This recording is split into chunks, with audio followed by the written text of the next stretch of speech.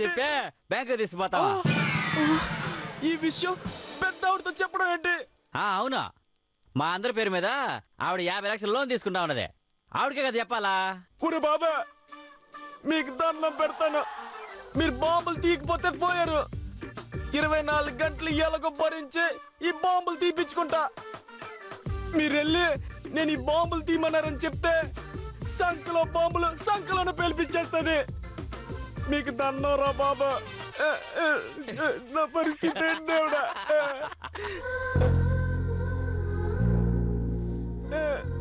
Coffee.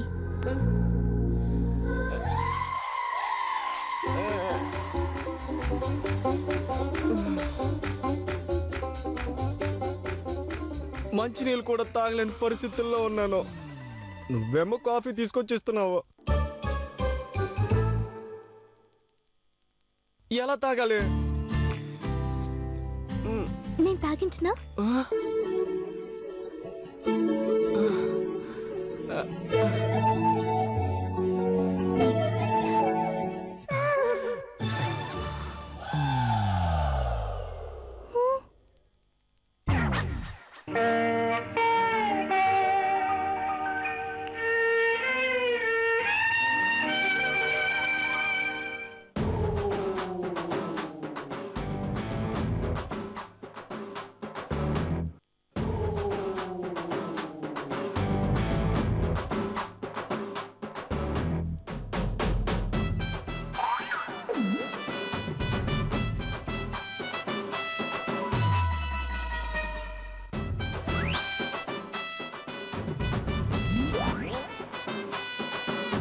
ఏమండి, ఏదన్నా ఆలోచించారా?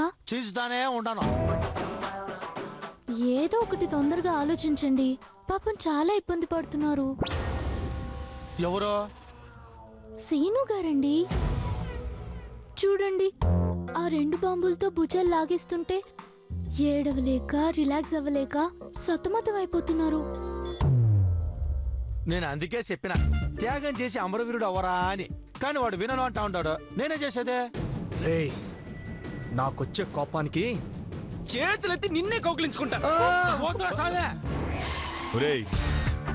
సీనుగాడి సంగతి తర్వాత చూద్దామా. ముందు రోహిణిని ఇక్కడి నుంచి తీసుకెళ్లేదానికే ఏదైనా ప్లాన్ ఆలోచించరా? నాయనా, నువ్వు క్రిమినల్ లాయర్వే కదా, నువ్వు ఏదైనా క్రిమినల్ ఐడియా చెప్పు. పెద్ద పెద్ద మర్డర్ కేసుల నుంచి తప్పించుకునే దానికి ఐడియాలు చెప్తావు, ఈ చిన్న ఐడియా చెప్పలేవా?